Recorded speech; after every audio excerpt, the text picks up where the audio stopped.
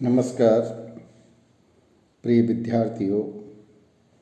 आज हम द्वितीय वर्ष के प्रश्न पत्र प्रथम के अंतर्गत अनुसूची नामक प्रविधि के बारे में चर्चा करेंगे। अनुसूची एवं प्रश्नावली का साधारणतः समान अर्थों में ही प्रयोग कर लिया जाता है। ऐसी धारणा बहुत भ्रमपूर्ण है। यह सच है कि बाह्य रूप से अनुसूची और प्रश्नावली के स्वरूप एक दूसरे के बहुत समान होता है तथा इसके निर्माण में भी समान प्रकार की सावधानियां रखना आवश्यक होता है, लेकिन इन दोनों की प्रकृति और उपयोग की प्रक्रिया एक दूसरे से अत्यंत भिन्न है। वास्तव में अनुसूची अनेक प्रश्नों की एक ऐसी लिखित सूची है जिसे लेकर अध्ययनकर्ता उत्तरदाता के पास स्वयं जाता है और विभिन्न प्रश्नों को पूछकर स्वयं ही उसके उत्तर का आलेखन करता है। अनुसूची का अर्थ और परिभाषा हम समझने का प्रयास करते हैं। सामान्य अर्थों में अनुसूची प्रश्नों की एक लिखित सूची है जो अध्ययनकर्ता द्वारा अध्ययन विषय को ध्यान में रखकर बनाई जाती है। इसमें अनुसंधानकर्ता स्वयं घर घर जाकर प्रश्नों के उत्तर अनुसूचियां द्वारा प्राप्त करता है। एम.एस. गोपाल ने कहा है, अनुसूची एक ऐसी प्रविधि है जिसे विशेष रूप से सर्वेक्षण प्रणाली के अंतर्गत क्षेत्रीय सामग्री एकत्र करने के लिए प्रयोग किया जाता है। एक विद्वान हुए हैं गुडे एवं हट। अनुसूची, इनका कहना है, अनुसूची उन प्रश्नों के एक समूह का नाम है जो साक्षात्कारकर्ता द्वारा किसी अन्य व्यक्ति के आमने सामने की स्थिति में पूछे और भरे जाते हैं। अब ये जो परिभाषाएं दी हैं उसके आधार पर हम ये कह सकते हैं, अनुसूची बहुत से प्रश्नों की अथवा अध्ययन विषय से संबंधित विभिन्न पक्षों की एक ऐसी व्यवस्थित और वर्गीकृत सूची है जिसका उपयोग अध्ययनकर्ता द्वारा उत्तरदाताओं से साक्षात्कार की प्रक्रिया द्वारा करके आवश्यक सूचनाओं का संग्रह किया जाता है। इस दृष्टिकोण से अनुसूची की प्रकृति को निम्न विशेषताओं द्वारा समझा जा सकता है।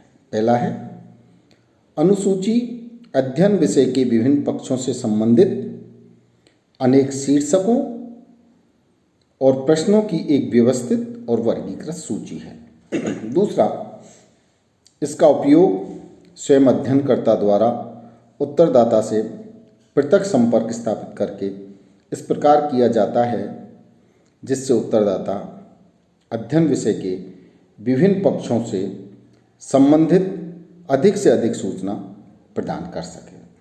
तीसरा है, अनुसूची में अवलोकन के गुणों का समावेश होता है। अध्ययनकर्ता केवल प्रश्नों द्वारा ही सूचना प्राप्त नहीं करता बल्कि स्वयं भी घटनाओं का अवलोकन करके अनुसूचियों की सत्यता को जानने का प्रयत्न करता है। चौथा है, अनुसूची अध्ययनकर्ता पर नियंत्रण रखने की भी एक प्रविधि है। इसका तात्पर्य अनुसूची के द्वारा किए जाने वाले अवलोकन और साक्षात्कार में अध्ययनकर्ता अपने विषय से अलग नहीं हट जाता, विषय से अलग नहीं हट पाता है। और पांचवा है, साधारणतः अनुसूची का प्रयोग अशिक्षित उत्तरदाताओं से सूचना प्राप्त करने के लिए किया जाता है, लेकिन यदि अध्ययन विषय बहुत जटिल अथवा भावनात्मक प्रकृति का हो तो शिक्षित उत्तरदाताओं से सूचना प्राप्त करने में भी यह प्रविधि बहुत उपयोगी होती है। और छठा है, अनुसूची एक छोटे क्षेत्र के लिए किए जाने वाले अध्ययन के लिए अधिक उपयुक्त है। यानी छोटे क्षेत्र में अनुसूची अधिक उपयुक्त है, लेकिन विशेष परिस्थितियों में एक बड़े क्षेत्र में फैले सीमित संख्या वाले उत्तरदाताओं से सूचना एकत्रित करने में भी इसका महत्व बहुत अधिक होता है। अब हम अनुसूची के उद्देश्यों के बारे में जान लेते हैं। ये क्या है? प्रामाणिक अध्ययन है। प्रामाणिक उत्तर प्राप्त करने के लिए अनुसंधानकर्ता स्वयं व्यक्तिगत रूप में व्यक्तियों से संबंध स्थापित करता है। अनुसंधानकर्ता वहीं उत्तरदाताओं से उत्तर प्राप्त करने का प्रयत्न करता है जो उसकी दृष्टि में उपयोगी और सार्थक है। उत्तरदाताओं को विभिन्न अर्थ लगाने का अवसर नहीं मिलता, इससे अध्ययन की प्रामाणिकता आती है। अब यह अनुपयोगी संकलन से बचाव। अनुसूची का उद्देश्य विषय से संबंधित प्रश्नों का क्रमबद्ध उत्तर प्राप्त करना। अनुसूची अपनी स्मरण शक्ति पर आवश्यक रूप से भरोसा करने के जोखिम से अनुसंधानकर्ता को बचाती है। अनुसूची में ऐसी कोई गलती नहीं हो सकती क्योंकि प्रश्न लिखित व क्रमबद्ध है, अतः इसमें केवल संबंधित तथ्यों को ही संकलित किया जाता है। और तीसरा है संख्यात्मक आंकड़ों के संकलन में उपयोगी। यह प्रविधि संख्यात्मक सूचनाओं एवं आंकड़ों के संकलन में अधिक उपयोगी है। विचारात्मक सूचनाओं या भावनात्मक जानकारी के लिए यह प्रविधि उपयुक्त नहीं है। अब अनुसूची के प्रकार के बारे में भी हम जान लेते हैं कि अनुसूची कितने प्रकार की होती है। पहला है अवलोकन अनुसूची।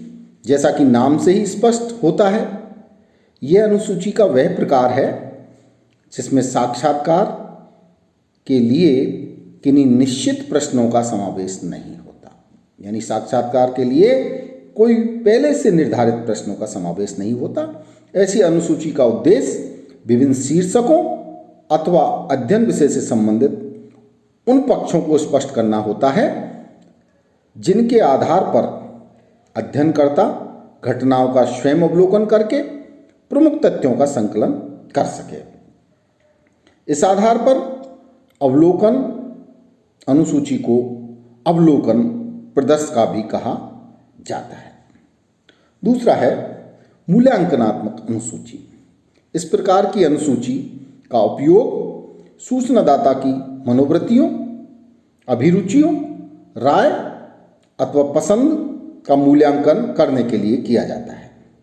विभिन्न सामाजिक घटनाएं तथा समस्याओं का मूल्यांकन करने अथवा उनकी तुलनात्मक स्थिति का निर्धारण करने में भी ऐसी अनुसूचियां अधिक महत्वपूर्ण सिद्ध हुई हैं। मूल्यांकन अनुसूची में विभिन्न प्रश्नों के उत्तर का महत्व संख्या में निर्धारित कर लिया जाता है और उत्तरदाता विभिन्न उत्तरों के क्रमिक महत्व को समझते हुए एक विशेष प्रकार का उत्तर देता है। इस प्रकार ये मालूम हो जाता है कि यदि कोई व्यक्ति किसी घटना अथवा स्थिति के कितने पक्ष या विपक्ष में है। और तीसरी है प्रलेख अनुसूची।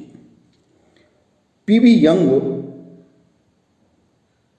ने कहा है कि प्रलेख अनुसूची का उपयोग ऐसी सामग्री का आलेखन करने के लिए किया जाता है जिन्हें विभिन्न प्रकार के प्रलेखों, व्यक्तिगत जीवन इतिहासों तथा अन्य प्रकार से प्राप्त किया जा सकता है।